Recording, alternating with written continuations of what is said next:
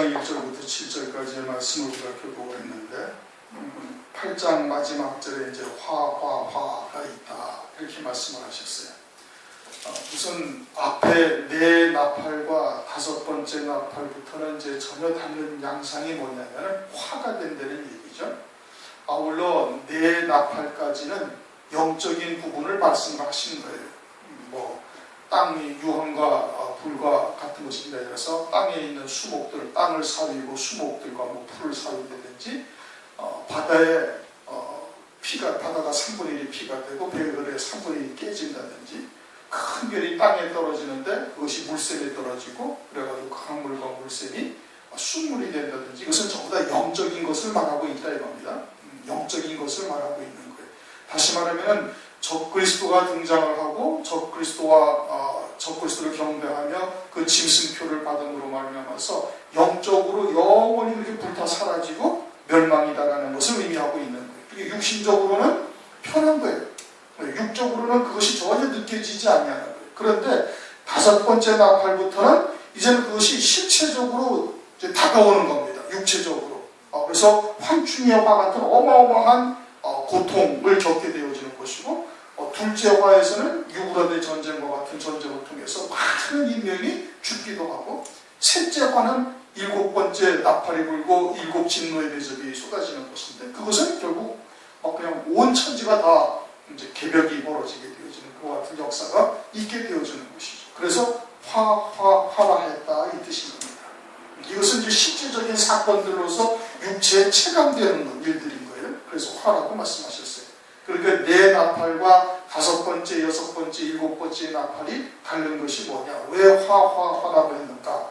그것을 지금 설명을 드릴 것이고, 그 다음에는 이제 다섯 번째 나팔이 불려지는 시점이 언제냐? 이제 이겁니다.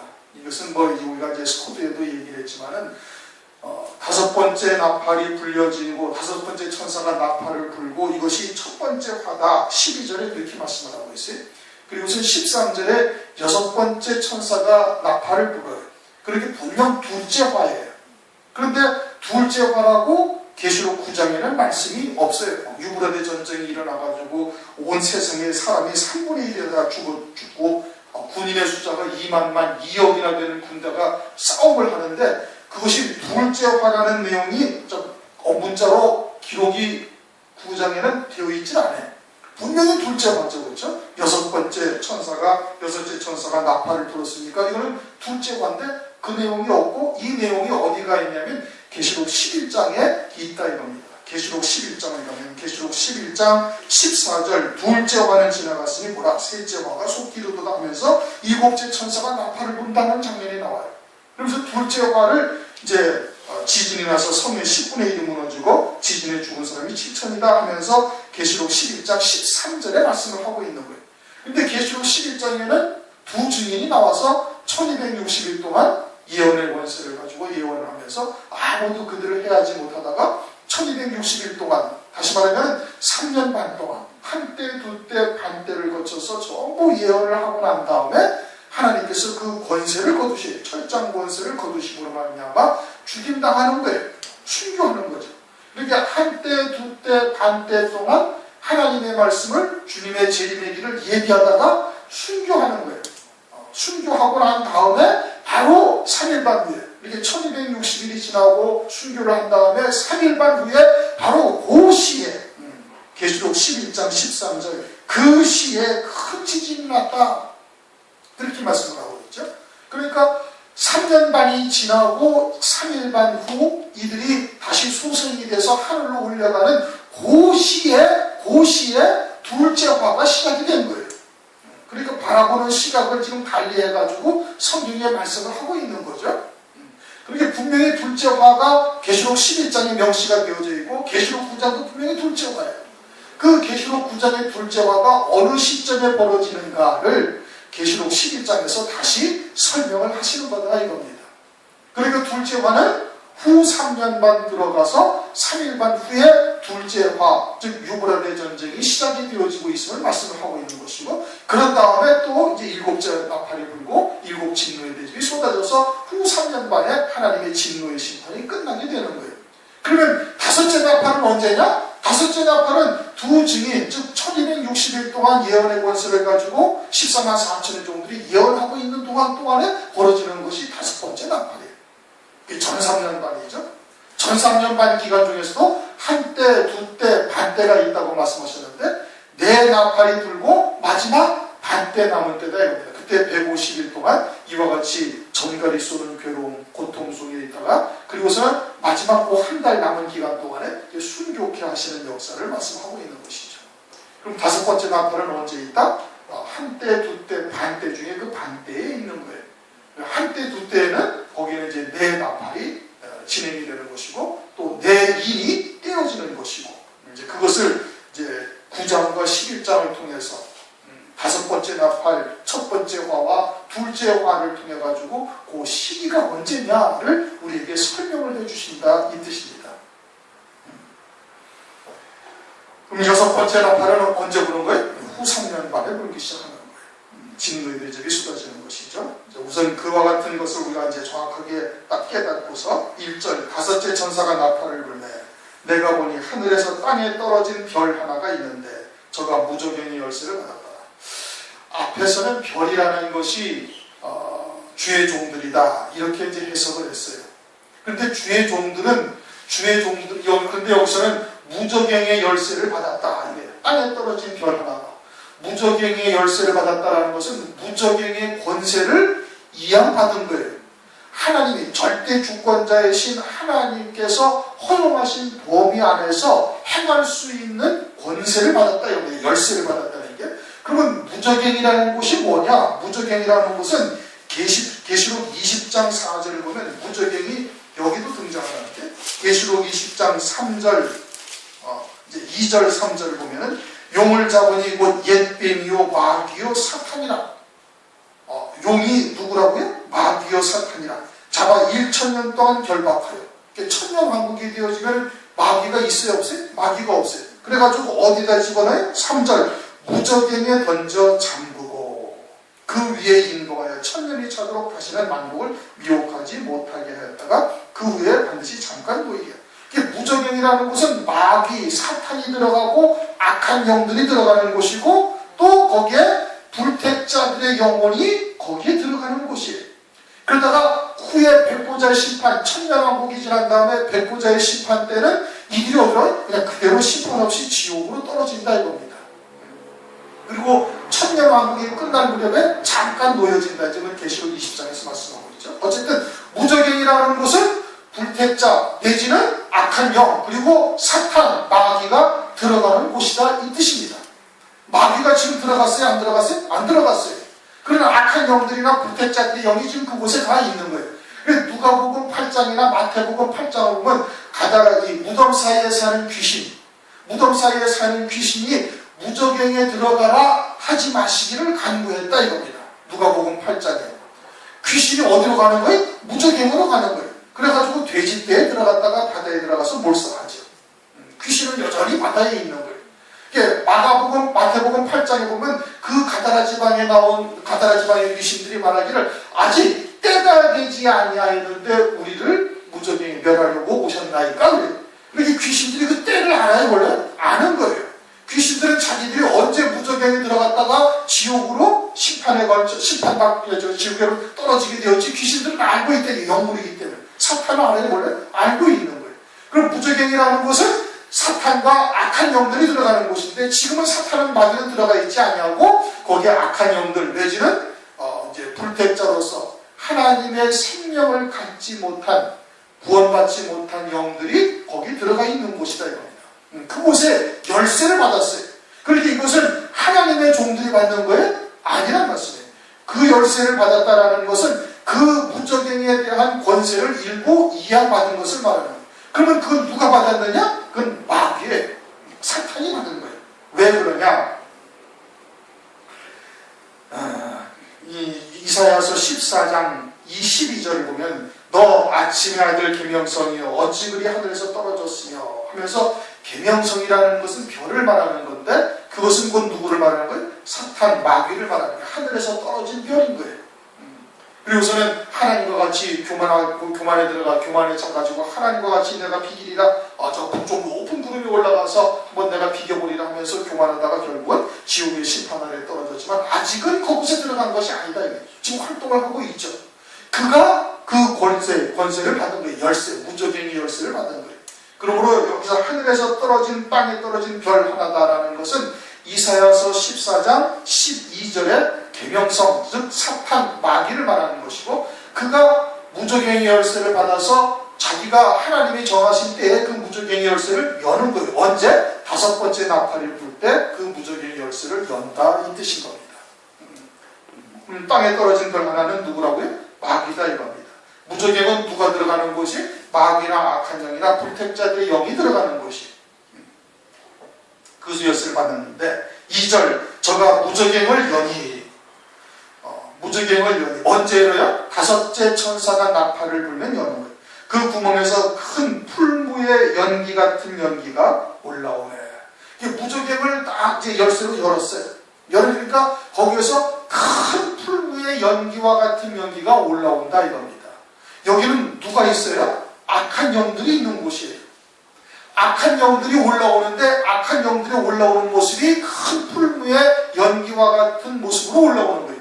그런데 악한 영들이 몸이 있어요? 없어요? 없어요. 그건 귀신들이란 말이에요. 영적인 존재란 말이에요. 그런데 올라오는데 마치 그와 같이 보인다는 것은 이들의 하는 일이 무엇인지를 보여주시기 위해서 그렇게 표현한 거예요. 이와 비슷한 표현이 어디 있는 거 아니? 창세기 19장에 소돔과 고모라에 하나님께서 불과 유황을 비같이 내려가지고 그들을 쫙 내려갈 때 아브라함의 시각으로 딱 보니까 그것이 옹기적 연기처럼 올라오더라. 그렇게 말씀하고 있어요. 안 찾아봐도 되겠죠? 소돔과 고모라가 진노의 심판을 받고 유황과 비로서 그냥 불로 다 비우듯 와가지고 다 진멸당하는데 아브라함의 시각에서 딱 바라보니까 그것이 뭐처럼 보인다? 옹기적 연기처럼 보인다 이겁니다. 옹기적 연기처럼 보이는 거예요. 롯을 그와 같이 하나님께서 그와 같은 과정을 통해 가지고 옹기 그릇, 하나님이 쓰실 만한 그릇으로 만드는 과정으로 아브라함의 눈에는 그렇게 보이는 거예요. 욥이 거기에 온전히 믿음으로 화합되지는 못했지만 하나님의 시각으로 바라보면 그렇게 보였다 이겁니다. 마찬가지로 이 무저갱을 악한 이 마귀가 무저갱의 열쇠를 열어서 악한 영들이 더러운 귀신들이 쫙 올라오는 것이 마치 뭐가 같냐면 쇠풀무의 연기와 같은 연기로 보이는 거예요. 그것은 하나님의 보는 시각에서 그런 거예요. 믿는 자의 시각에서 보기에 그런 거예요. 그것을 통해서 어떻게 쇠풀무와 같이 담금질을 하는 역사를 하나님께서 이루신다 이 뜻인 겁니다. 뭘 통해서? 악한 영들을 통해서. 하나님이 악한 영들을 사랑하시는 택하신 영혼들을 사랑하는 그들을 사랑하는 거예요. 악한 영들을 도구로 사용하셔서 그것을 쇠풀무와 같이 담금질을 하고 연단하셔서 하나님께 합당한 그릇으로 만드시는 역사를 하는 거예요. 그게 황충기의 화의 본질인 거예요. 하나님께서 택하신 자들을 이와 같은 악한 영들에게 붙이시는 이유가 뭐예요? 사랑하시기 때문에. 사생자로 두지 아니하시고 아들처럼 대우하시기 위해서, 장차 하나님 나라에서 아들과 같은 기업을 있게 하시기 위해서 이와 같은 과정들을 거치는 거예요. 지금 징계하시고 채찍질하시고 또는 연단하시는 역사가 그러하다 이겁니다. 오늘날 우리들도 하나님께서 악한 자들에게 허용하셔가지고 때로는 여러 가지 고난이나 어려움을 겪게 하시는 이유가 뭐예요? 바로 그와 같은 이유예요. 하나님께서 우리를 사랑하셔서 하나님이 보시기에 합당한 그 하늘에 예비하신 영광을 받아 누릴 수 있는 그와 같은 자가 되게 하시기 위해서 악한 자들을 통해 역사하시는 거예요.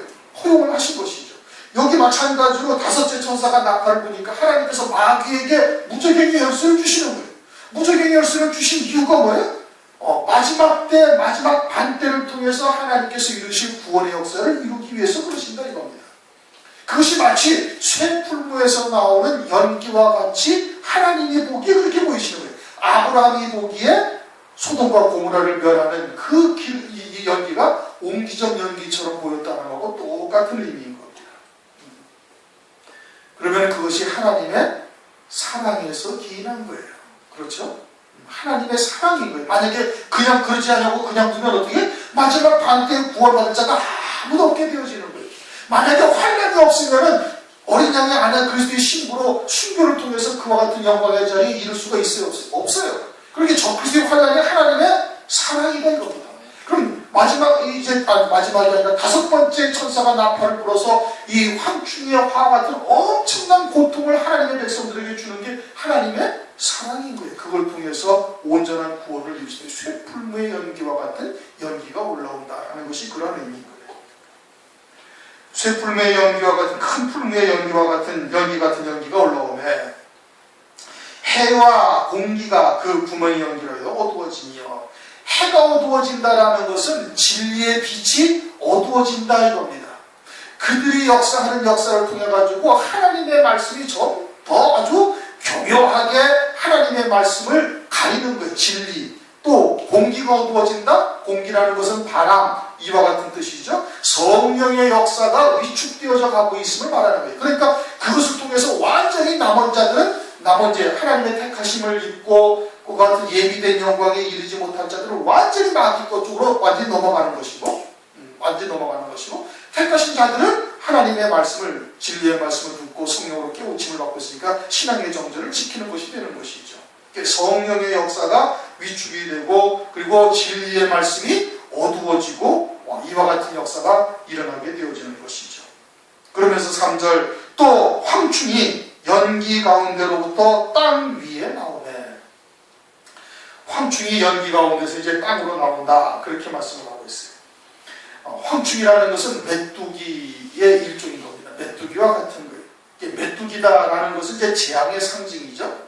이제 우박과 메뚜기 재앙, 8번째 출애굽의 과정에서 8번째 재앙이 메뚜기 재앙이죠. 메뚜기가 그냥 지나가면은 땅 위에 푸른 것이라는 것은 아무것도 남지 않는 거예요. 그냥 메뚜기 떼가 싹 지나가요. 이게 마치 군대와 같은 것이죠. 그래같이 메뚜기 떼가 딱 지나가게 되어지면은 푸른 것이 하나도 남아있지 않은 것과 마찬가지로 하나님의 백성으로서 땅에 속한 부분들이 남아있는 것들을 이 황충이의 화와 같은 것을 해가지고 싹 끌어내는 역사를 이루신다 이겁니다. 그런데 이 황충이가 땅으로 올라온다, 땅 위에 나오네. 땅 위에 나왔다라는 것은, 연기 가운데로부터 땅 위에 나왔다는 것은 황충이, 악한 영들이 사람에게로 들어가는 거예요. 그래서 인간 황충이가 되어져서 마귀의 군대와 같이 아주 일사불란하게 움직이는 이와 같은 역사를 이루는 겁니다.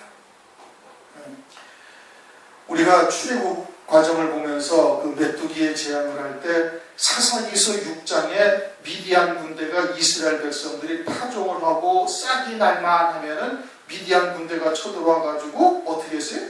짐승들까지 다 데리고 와가지고는 그냥 싹난 것들을 다 먹어치우는 거예요. 그러니까 추수할 게 있어요? 없어요? 없어지는 거예요. 그들이 마치 메뚜기의 중다함 같다, 이렇게 성경에 표현하고 있어요. 그렇게 메뚜기가 오게 되어지면 그와 같이 그냥 싹난 것들을 싹 잘라 먹어버린다 이겁니다. 그처럼 인간 황충이가 돼가지고 이 황충이 악한 영들이 불택자인 사람들에게 들어가가지고 그래가지고는 하나님의 백성들을 괴롭게 하는데, 황충이의 괴롭게 하는데, 그렇게 괴롭게 함으로 말미암아서 세상에 남아있던 그 미련들을 갖다가 전부 다 끌어내는 역사를 하는 거예요. 그러나 그것이 괴로움이 뭐와 같다? 전갈의 권세와 같은 권세를 받았다, 그렇게 말씀하고 있어요. 전갈의 권세라는 것은 전갈이 쏘면 그 느껴지는 통증을 말하는 거예요. 그런데 여러분이나 저나 전갈이 쏘여봐가지고서 그것이 얼마나 아픈지는 모르잖아요. 그렇죠? 그러나 이 유대 광야나 그 중동 지방에 사는 사람들은 그 전갈을 엄청 무서워한다고 그럽니다. 왜냐하면 전갈에 한번 쏘이고 나면 그 고통이 그냥 죽는 것과 같은 고통이다. 차라리 죽는 것이 나았다 할 정도의 어마어마한 고통을 가져다 준다는 거예요, 사람에게. 그러면 이 황충이가, 인간 황충이들이 하나님의 택한 백성들을 갖다가 괴롭게 하는데 그 괴롭게 하는 정도가 그냥 죽는 것이 차라리 낫다 할 정도의 고통을 그들에게 주는 거예요. 그래서 5절 6절을 한번 다시 한번 읽어보고, 5절 6절, 그러나 그들을 죽이지는 못하게 하시고 5달 동안 괴롭게만 하게 하시는데, 그 괴롭게 함은 전갈이 사람을 쏠 때에 괴롭게 한 것 같더라. 그날에는 사람이 죽기를 구하여도 얻지 못하고 죽고 싶거나 죽음이 저희를 피하리로다. 마치 그냥 죽었으면 좋을 것만 같은 고통을 이 황충이 군대, 적그리스도의 군대에 의해서 받게 되어지는데 그냥 핍박과 받고 환난을 받고 뭐 여러 가지를 받겠죠. 또 영적으로도 그와 같은 고통을 당하고 그래서 차라리 죽는 게 낫겠다 할 정도의 어마어마한 고통이다. 그런데 죽고 싶어도 어떻게 죽음이 피하여 간다는 거예요. 죽지 못하는 거예요. 왜 죽지 못하게 하세요? 그렇게 죽으면 순교가 되지 않기 때문에 그러는 거예요. 고통 가운데 죽는 거하고 예수의 증거와 하나님의 말씀을 인하여 죽는 거하고는 다르지요. 그러니까 그 가운데 죽음이 저희들을 피하여 가게 만드신다 이겁니다. 죽지 못하게 하시는 거예요. 예를 들어서 혀를 깨물어도 깨물리지 않는다든지 여하튼 하나님께서 특이한 방법으로 죽음이 다 피하여 가게 만들고 5달 동안 지극지독한 고난, 고통, 환난을 아주 그냥 온전히 겪게 하시는 거예요. 차라리 죽음보다 못한 그와 같은 고통을 갖다가 겪게 하신다. 그러면 마지막 5달 동안 그와 같은 고통을 괴롭힘을 받는데 그럼 나머지가 한 달이 딱 남은 거예요. 반때 중에. 그렇죠? 한 때, 두 때, 반 때의 일을 지나서 성도의 권세가 다 깨어지기까지 하더라. 그렇게 말씀하고 있죠. 그러면 이제 모든 것이 끝난다. 반때라는 것은 6개월을 말하는데 6개월 동안 중에 기간 중에 5달 동안을 이와 같은 고통을 당하면서 죽음도 저희를 피하여 가니까 죽지 못해 살지만 그 고통이 많을 수가 없는 거예요. 그러다가 그 마지막 한 달 동안에 순교할 수 있는 기회를 하나님께서 주시는 거예요. 그러면 어떻게 되겠어요? 가볍게 순교해 버리는 겁니다. 가볍게 순교를 하게 되는 거예요. 그것을 위해서 하나님께서 큰 풀무에서 나오는 연기와 같은 연기가 올라온다. 이렇게 지금 말씀을 하고 있는 거예요. 그런데 말라기서 3장, 우리 말라기서를 한번 보십시다. 말라기서 3장. 말라기서 3장 10절, 11절을 한번 읽어보십시다. 10절, 11절. 말라기 3장 10절, 11절. 만군의 여호와가 이르노라 너희의 온전한 11조를 창고에 비어 나의 집에 양식이 있게 하고 그것으로 나를 시험하여 내가 하늘 문을 열고 너희에게 복을 쌓을 곳이 없도록 붙지 아니하나로 만군의 여호와가 이르노라 내가 너희를 위하여 황충을 금하여 너희 토지 소산을 멸하지 않게 하며 너희 밭에 포도나무의 과실도 기한 전에 떨어지지 않게 하리니. 아멘. 하나님께서 말라기서에 뭐라고 말씀하시는고 하니 온전한 11조를 드리면은 하나님께서 하늘문을 열고 복을 쌓을 곳이 없도록 부어주실 뿐 아니라 황충을 금하신다 이렇게 말씀하셨어요. 황충을 금한다. 이 황충을 금한다는 것이 뭘 말하는 거예요? 이 황충의 화를 받지 아니하게 하신다 이겁니다. 온전한 11조를 드렸으면 하나님께서 아주 복을 쌓을 곳이 없도록 붙지 아니하는가 보라는데 그 복을 쌓을 곳이 없도록 붙지 아니하는 그 복을 받은 자가 어떠한 복을 받는 거예요? 첫째 bor의 영광을 받는 것보다 더 큰 복이 어디 있어요? 가장 큰 복을 받는 것이죠.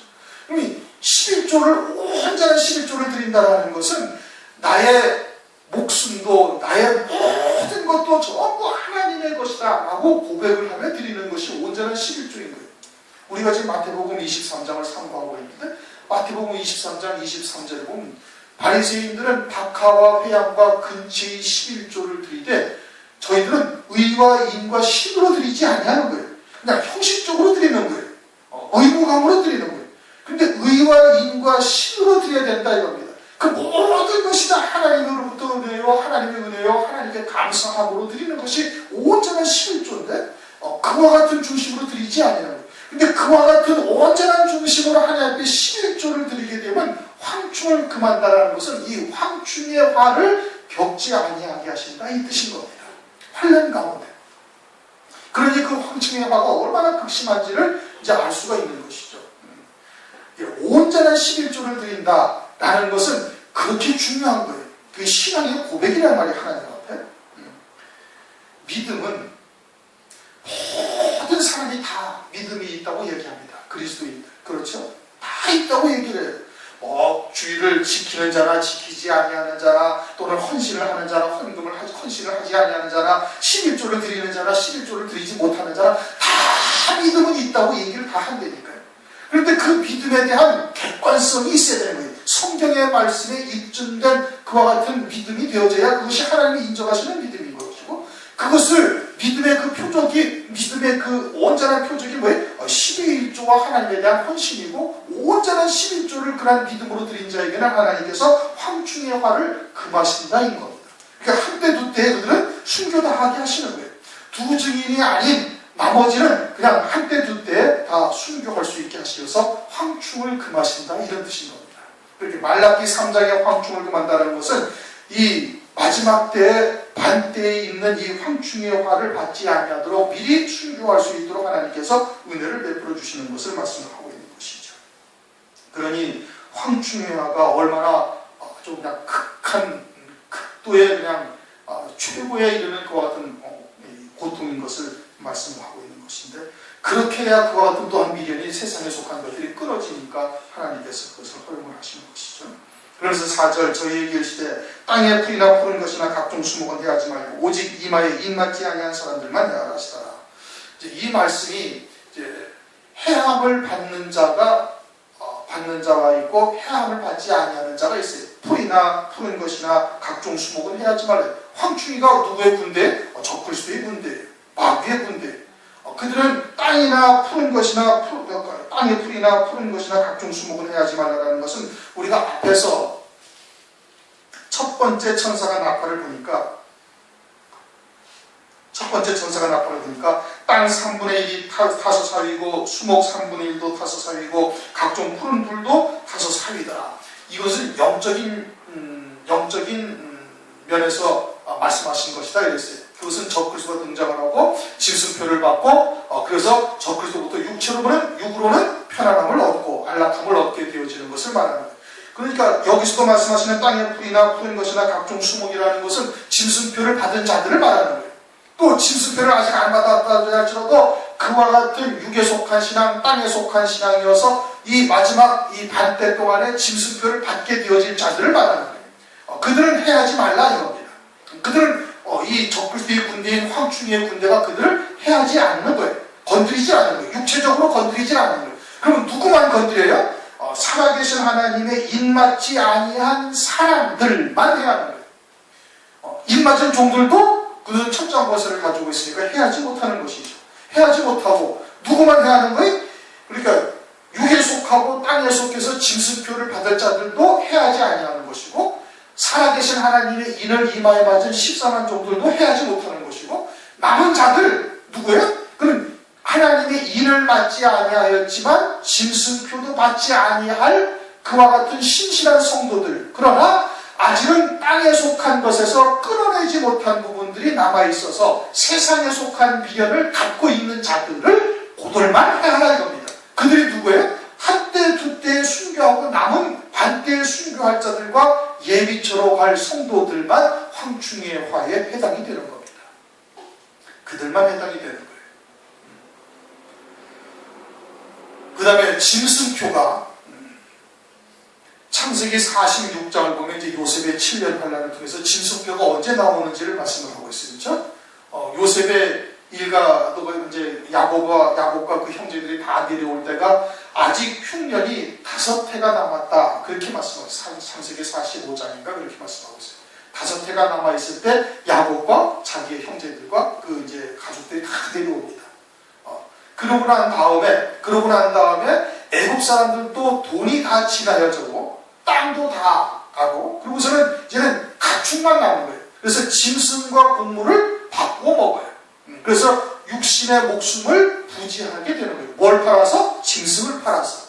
그것이 뭘 말하는 거예요? 이제 둘째 해부터 환란이 7년 환란 가운데 한때가 지나고 둘째 해부터는 이제 강제적으로 짐승표를 이제 받게 하는 것이죠. 그래서 짐승표가 이제 그때 받는 것이고, 그렇게 짐승표를 받은 자들도 해함을 받지 아니하는 것이고, 반대 중에 남아있던 짐승표를 받을 자들도 거의 다 받았겠지만 그들도 역시 해함을 받지 않게 될 것을 이제 말씀하고 있는 겁니다.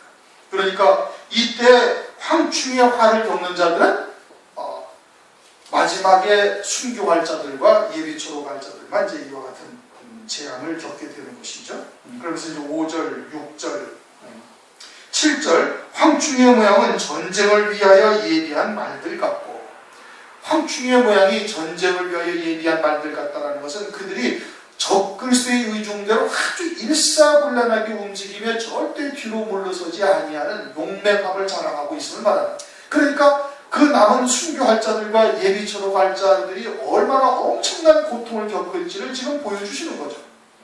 아주 전쟁을 위하여 예비한 말들 같고라는 것은 아주 그냥 적그리스도의 의중대로 움직이는 것이고 아주 일사불란하게 조금도 물러서지 아니하고 아주 철저하게 택한 백성들을 짓밟는 그와 같은 역사를 하는 것이 말하는 것. 그 다음에 그 머리에 금 같은 연류관 비슷한 것을 썼으며, 그게 금이라는 얘기예요? 아니라는 얘기예요? 아니란 말이에요. 금 같은. 금은 아닌데 금처럼 보이는 것이고, 면류관도 아닌데 면류관처럼 보이는 것을 썼다는 얘기예요. 그게 전부 다 거짓이라는 얘기예요. 그러니까 사람이 듣기에는 아주 그 말이 아주 진리처럼 들리는 거예요.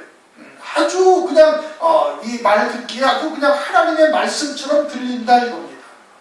그리고서는 자기들이 그와 같이 하나님의 백성들을 갖다가 짓밟고 아주 학대하고 핍박하고 뭉개버리니까 자기들이 승리한 자들처럼 보이는 거예요. 승리한 자들처럼. 그러나 결코 이긴 것은 아니에요. 그러니까 금 같은 면류관 비슷한 것을 썼다라고 지금 말씀을 하고 있는 겁니다. 마귀는 절대 이기는 자가 아닌 겁니다. 하나님만이 이기시는 것이고 하나님의 택한 그리스도 안에 있는 성도들만이 조국적으로 다 승리하는 것이지 마귀는 절대 이기는 자가 되지 못하는 거예요. 그리고 그들의 말이라는 것은 절대 진리가 아닌 겁니다. 지난 우리 금요일 날에도 말씀했죠. 유교병과 무교병에 대해서 말씀을 했어요. 하나님의 말씀이라고 해서 다 진리의 말씀이 아니다 말씀이에요. 그런데 오늘날 대부분 일반적으로 교회에서 알기를 어떻게 알아요? 그냥 성경의 말씀만 인용해서 전하면은 그것을 다 진리라고 생각을 하는 게 이게 큰 문제인 거예요. 그러니까 적그리스도나 거짓 선지자가 등장을 해가지고 그 아주 기가 막힌 수사를 붙여서 미사여구를 붙여서 말씀을 전하게 되어지면 거기에 전부 다 현혹이 되어버리는 겁니다. 그건 이성적으로 판단할 수 있는 문제가 전혀 아니에요. 그건 영적으로 분별이 돼야 되는 거예요. 영적으로 분별이 된다는 것은 진리로만 분별이 되는 겁니다. 이 진리를 알지 못하면 어느 누구도 세상에 신학교 박사를 신학 박사를 갖다가 2개, 3개 타이틀을 가졌다 할지라도 그 절대 분별할 수가 없다 이겁니다. 그건 분별이 안 되는 거예요.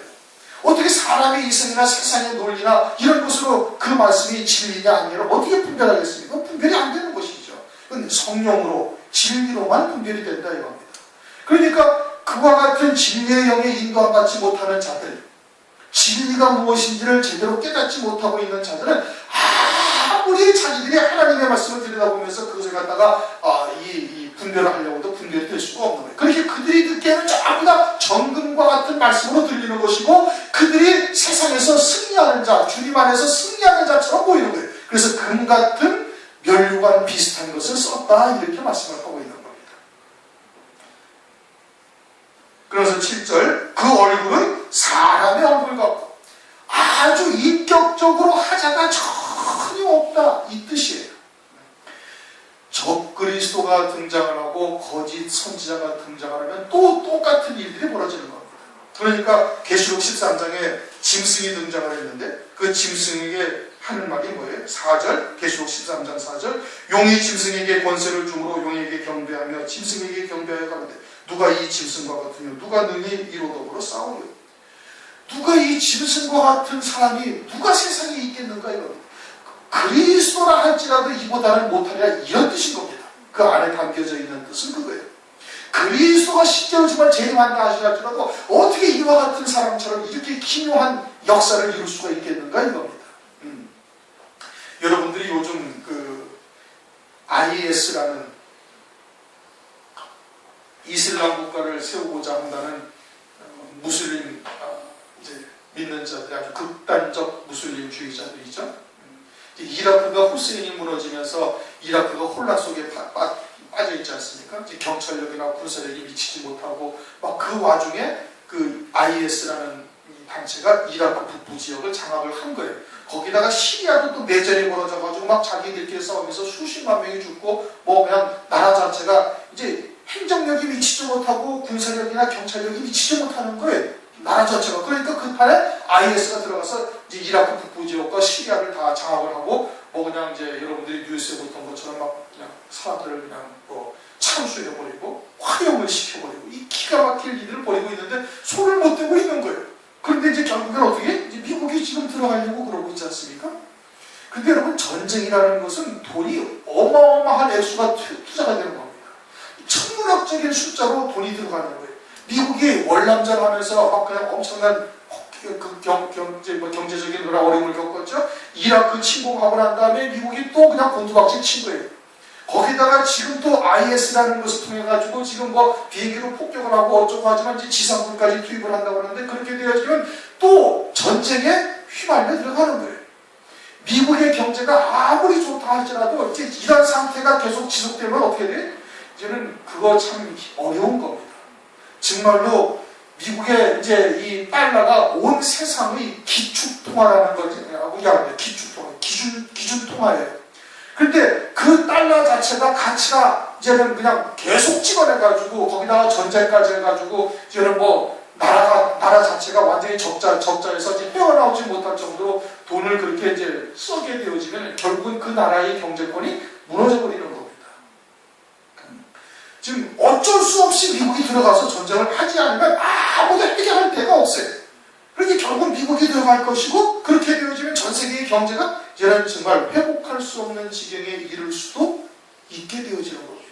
만약에 그렇게 해서라도 미국이 버틴다면 또 다른 일이 또 벌어질 거예요.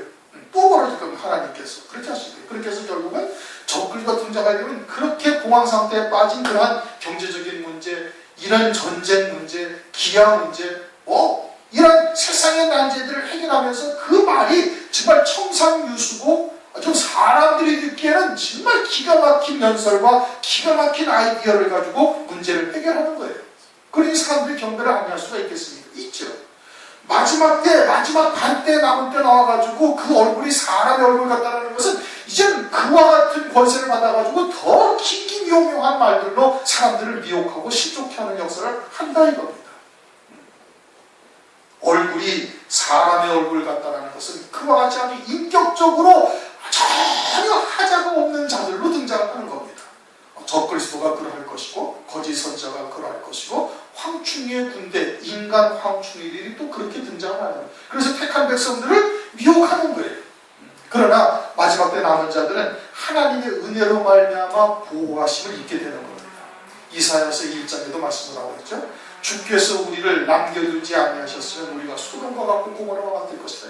그런데도 하나님께서 은혜를 베풀어 주셔서 이사야와 같은 선지자, 에레미야와 같은 선지자를 남겨두셔가지고 이스라엘 백성들로 그 영적인 맥을 이어가게 하셔가지고 다니엘과 같은 자들을 끝까지 남게 하시는 것이죠. 오늘날 마지막 때도 역시 그런 겁니다.